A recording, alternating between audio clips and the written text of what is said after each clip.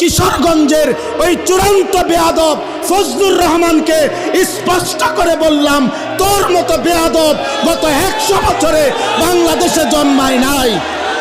তুই স্বাধীনতার পক্ষের না, তুই স্বাধীনতার শত্রু, তুই এদেশের শত্রু বেটা।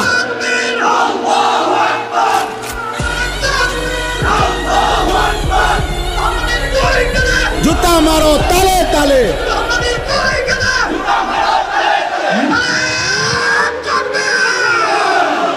কিশোরগঞ্জের ওই বেয়াদব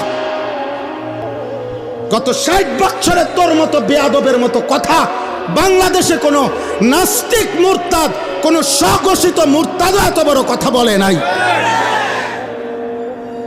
এদেশের মা বোনদেরকে বলছে যে আপনারা আলেমের সন্তান পেটে নিবেন না।